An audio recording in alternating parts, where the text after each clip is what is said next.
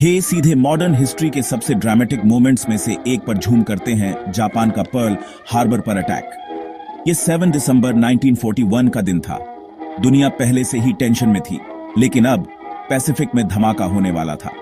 सालों से जापान और यूनाइटेड स्टेट्स के बीच अनबन चल रही थी। जापान एशिया और पैसिफिक में फैलना चाहता था, लेकिन यूएस ने सख्त इकोनॉमिक सैंक्शन लगाकर, खासकर तेल की सप्लाई रोककर इसका विरोध किया।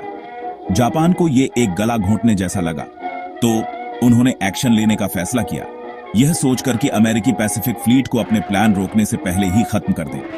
यह ऐसे हुआ। संडे की सुबह सुबह ठीक 8 बजे से पहले 350 से ज्यादा जापानी एयरक्राफ्ट फाइटर्स, बॉम्बर्स और टॉर्पीडो प्लेन 6 एयरक्राफ्ट कैरियर से लॉन्च हुए। उनका मिशन पर्ल हार्बर, हवाई को तबाह करना, जो अमेरिका के पैसिफिक डिफेंस का दिल था। अटैक 2 वेव्स में हुआ, जिसमें बैटलशिप्स, एयरफील्ड्स और मिलिट्री बेसिस पर बमबारी हुई। सिर्फ 90 मिनट में तबाही बहुत ज्यादा थी। 8 बैटलशिप्स डैमेज हो गईं, 4 डूब गईं, जिनमें यूएसएस एरिजोना भी शामिल थी। 300 से ज्यादा एयरक्राफ्ट तबाह या डैमेज हो गए। इंसानी कीमत 2403 अमेरिकी मारे गए और 1000 से ज्यादा घायल हुए। ये एक ऐसा झटका था जो किसी ने सोचा भी नहीं था। इसके शॉक वेव्स यही नहीं रुके। ठीक अगले दिन प्रेसिडेंट फ्रैंकलिन डी रूजवेल्ट ने देश को संबोधित किया और 7 दिसंबर को कोट, एक ऐसी तारीख जो बदनामी में जिंदा रहेगी, कहा। यूएस ने जापान पर जंग का ऐलान कर दिया।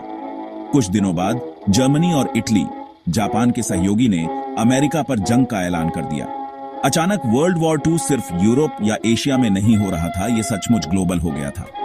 लेकिन यहां एक ट्विस्ट है।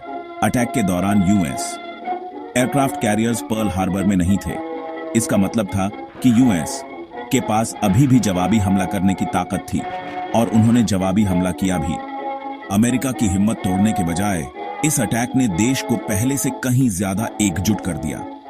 आज यूएसएस एरिजोना का मलबा एक मेमोरियल के रूप में पड़ा है, जो बलिदान और लचीलेपन की याद दिलाता है। तो ये मोमेंट क्यों मायने रखता है? क्योंकि इसने इतिहास का रुख बदल दिया, अमेरिका को वर्ल्ड वॉर 2 में खींच लिया और दुनिया को जैसा हम जानते हैं वैसा बदल दिया। सुनने के लिए धन्यवाद। हिस्ट्री कभी सिर्फ पास्ट के बारे में नहीं होती, ये उन चॉइसेस के बारे में होती है जो हम करते हैं, और उस फ्यूचर के बारे में होती है जिसे हम बनाते हैं।